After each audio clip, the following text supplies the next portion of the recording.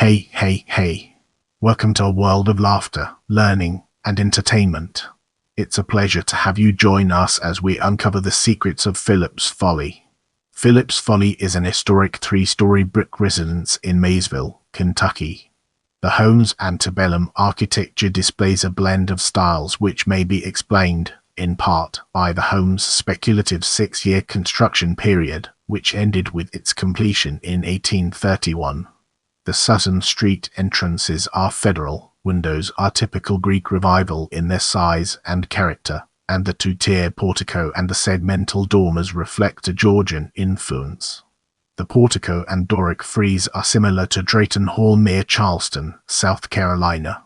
The stepped parapets on the end walls are peculiar to the Ohio River Valley and are associated with the Dutch character of Cincinnati, Ohio and the surrounding area. The home also possesses an artful and unique dry stacked foundation that is set without mortar. Phillips Folly was added to the National Register of Historic Places on August 10, 1978. Phillips Folly is a private residence. Now, let's shift our attention to construction and early history.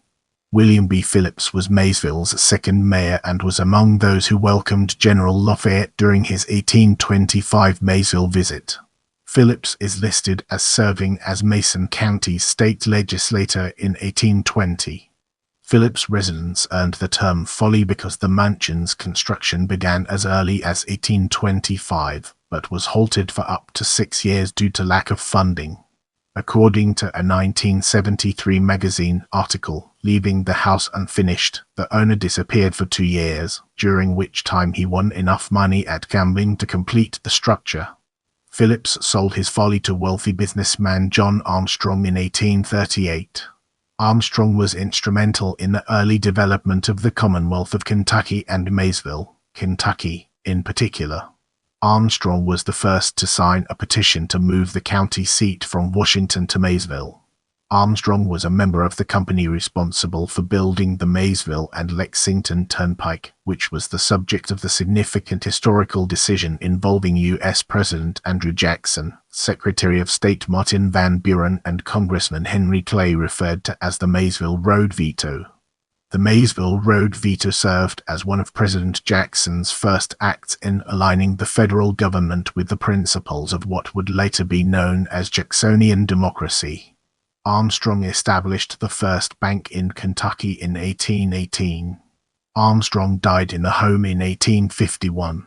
After John Armstrong's death, the home was willed to Armstrong's son, Francis Woodland Armstrong, who served as a noted abolitionist. The Reed family owned the home from 1894 to 1904. Dr. John Reed maintained a medical practice in the basement of the residence for about 10 years. Also during this period, the residence was the adolescent home of U.S. Associate Supreme Court Justice Stanley Foreman Reed. Justice Reed spent formative years in the home until leaving for college. Reed would go on to serve in the Kentucky House of Representatives and as U.S. Solicitor General, where he defended the constitutionality of several New Deal policies. President Franklin D. Roosevelt nominated Reed to the Supreme Court in 1938. Justice Reed served the nation's highest court until his retirement in 1957. Justice Reed wrote the majority opinion for the cases Smith v. Allight, Gorin v. United States, and Adamson v. California. He authored dissenting opinions for the cases Illinois ex rel. Wacquarn v. Board of Education. Reed was the final pivotal voice for the unanimity of the U.S. Supreme Court landmark decision in Brown v. Board of Education. According to oral history, during the ownership of Francis Woodland Armstrong, the mansion served as an important post along the Underground Railroad.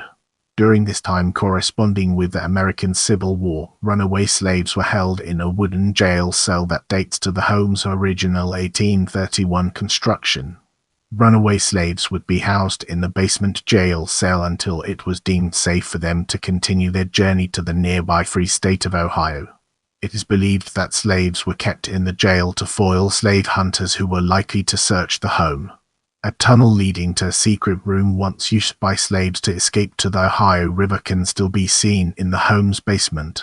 The basement jail cell is still intact today and is thought to have also served as an early town jail during the ownership of Mayor Phillips. In this section, we'll be peeling back the layers of folklore to reveal its true essence. In March 2011, Ghost Adventures from the Travel Channel filmed at Phillips Folly. The episode aired on Friday, May 13, 2011. It featured former resident and Underground Railroad historian Jerry Gore.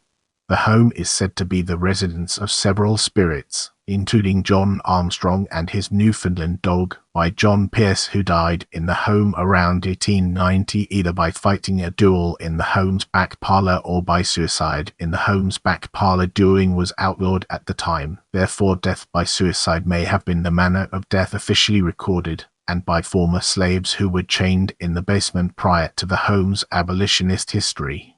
The home's backyard is directly adjacent to one of the oldest known cemeteries in Kentucky, circa referred to locally as the Maysville Pioneer Graveyard, which was established on land acquired by city trustee Jacob Boone, close friend, business partner, and cousin to Daniel Boone.